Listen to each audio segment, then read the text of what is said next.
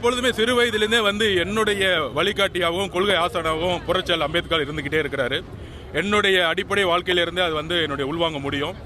So என்னுடைய பயணத்தில் எப்பயுமே தலித் மக்கள் வந்து அதிகாரத்துக்கு வரணுங்கிற குரல் வந்து என்னுடைய உள் மனதிலிருந்து ஒலித்தது.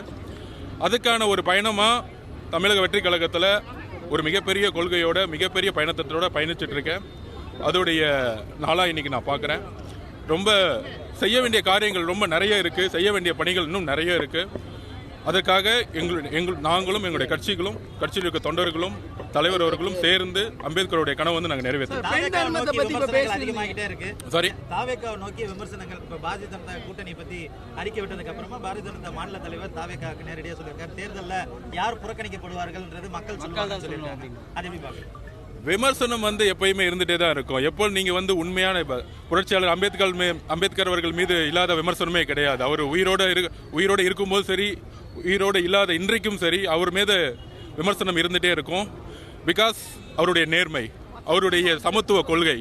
கண்டிப்பா தமிழகத்தில் சமத்துவமான சமுதாயத்தை ரெண்டு கட்சிகளும், திமுகவும் சரி அதிமுகவும் சரி, இப்போ புதுசாக உருவாக்கிய கட்சியும் சரி, தன்னுடைய கொள்கையிலிருந்து திமுக வந்து தன்னுடைய கொள்கைகளை வந்து நிலைநாட்டுறதுல கபட நாடகம் ஆடிட்டு இருக்காங்க.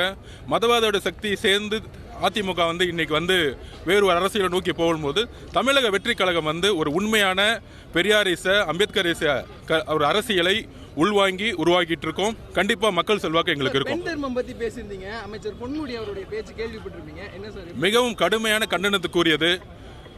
ஒரு அமைச்சர் இந்த மாதிரி வந்து பேசக்கூடியது வந்து மிகப்பெரிய ஒரு தவறு. இத்தனைக்கும் ஒரு பேராசிரியர், உயர்கல்வித்துறை அமைச்சராக இருந்தவர். கண்டிப்பாக அவர் அமைச்சரவையிலிருந்து வந்து அவர் நீக்கப்பட்டிருக்கணும். பட் ஒரு கண் துடைப்புக்காக வந்து அவர் கட்சியிலிருந்து வந்து பொறுப்பில் மட்டும் நீக்கியிருக்காங்க. இதிலிருந்தே தெரியுது திமுக திராவிட முன்னேற்ற கழகம் வந்து எந்த அளவிற்கு வந்து பெண்கள் மீது வந்து ஒரு இம்பார்ட்டன்ஸ் கொடுக்குறாங்கிறது. கண்டிப்பாக அமைச்சரவையிலிருந்து அவர் நீக்கணுங்கிறது பெண்கள் பக்கத்தில் இருக்கக்கூடிய குரலாக இருக்கு. கண்டிப்பா தலைவர் வந்து அதை வலியுறுத்துவார் அப்படின்னு. அதாவது பெண்கள் தினத்தன்னைக்கு எங்களோட தலைவர் வந்து அப்பயே வந்து ஒரு ஸ்டேட்மெண்ட் கொடுத்திருந்தாரு. இந்த அரசு வந்து பெயரளவுக்கு தான் வந்து பெண்களுடைய முன்னேற்றத்தில் இருக்குன்னு. அதோடைய வெளிப்பாடு தான் அமைச்சருடைய பேச்சுக்கள். கண்டிப்பா இவருடைய பேச்சுக்கள் பெண்கள் மத்தியில் மிகப்பெரிய தாக்கத்தை ஏற்படுத்தியிருக்கு. அவரை அமைச்சரிலிருந்து கண்டிப்பாக நீக்கணுங்கிறது என்னுடைய தனிப்பட்ட கருத்து. பிளே ஸ்டோர் மற்றும் ஆப் ஸ்டோரில் இருந்து பாலிமர் செயலியை QR கோடு மூலம் பதிவிறக்கம் செய்யுங்கள். செய்திகளை உடனுக்குடன் பெறுங்கள்.